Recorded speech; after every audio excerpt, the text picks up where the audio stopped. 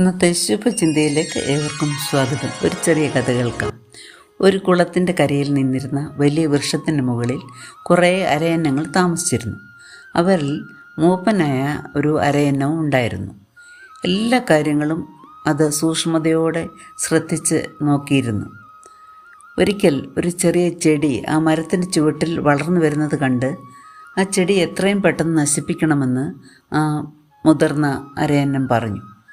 അത് പടർന്ന് പന്തലിച്ചാൽ വേട്ടക്കാർ അതിൽ പിടിച്ച് മുകളിൽ കയറി അവരെ പിടിക്കുമെന്നും ആ മൂപ്പൻ അഭിപ്രായപ്പെട്ടു. പക്ഷേ അരയന്നങ്ങൾ അത് കൂട്ടാക്കിയില്ല.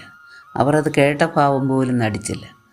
വർഷങ്ങൾക്ക് ശേഷം ഒരു ദിവസം അരയന്നങ്ങൾ തീറ്റ തേടാൻ പോയി തിരികെ വന്നപ്പോൾ വേട്ടക്കാരൻ വിരിച്ച വലയിൽ എല്ലാ അരയന്നങ്ങളും കുരുങ്ങി. അവർ എല്ലാവരും കൂടി മൂപ്പൻ്റെ സഹായം തേടി.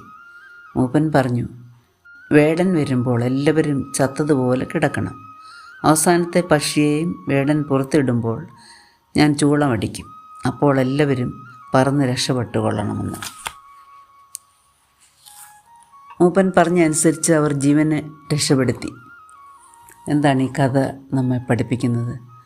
അറിവും ജ്ഞാനവും ഉള്ളവർ ആദരിക്കപ്പെടണം. പ്രായമേറും തോറും അവർ ലോകത്തെ അറിഞ്ഞ് ജീവിക്കുന്നതിനാൽ അവർക്ക് വിവേകവും തിരിച്ചറിവും ഉണ്ടാകും. എല്ലാവരും ഒരേ കാര്യമാണ് കാണുന്നതെങ്കിലും എല്ലാവരും മനസ്സിലാക്കുന്നത് വ്യത്യസ്തമായിട്ടാണ്. ഒരു കാർമേഘം കണ്ടാൽ ഉടൻ മഴ പെയ്യുമെന്ന് ചിലർ പറയും. മറ്റു ചിലർ പിറ്റേന്ന് ആരംഭിക്കുന്ന കൃഷിയെക്കുറിച്ച് പ്രവചിക്കും. അതവരുടെ മുൻ പരിചയവും അനുഭവസമ്പത്തുമാണ്. അവയൊന്നും നമുക്ക് പാഠപുസ്തകങ്ങളിൽ നിന്ന് ലഭിക്കുന്നതല്ല. തൻ്റെ മാത്രം സഞ്ചാരപഥങ്ങളിൽ നിന്നും ഒരാൾക്ക് സമ്പൂർണ്ണ ജ്ഞാനവും കൈവരിക്കാനാകില്ല. മുൻഗാമികളുടെ മാർഗദർശനങ്ങളെ മാനിക്കുകയാണ് ഇതിന് പരിഹാരം. കൂടുതൽ പൂർണ്ണയന്ത്രന്മാരെ കണ്ടവർ കൂടുതൽ കാഴ്ചകളും കണ്ടിട്ടുണ്ടെന്ന് നാം അറിഞ്ഞിരിക്കണം. ജ്ഞാനമുള്ളവരുടെ വാക്കുകളെ ഒരിക്കലും അവഗണിക്കരുത്. അത് നാശത്തിന് ഹേതുവാകും. മകനെ, നീ സജ്ജനത്തിൻ്റെ വഴിയിൽ നടന്ന് നീതിമാന്മാരുടെ പാതകളെ പ്രമാണിച്ചു കൊള്ളുക എന്ന വചനം നമ്മെ പഠിപ്പിക്കുന്നുണ്ട്.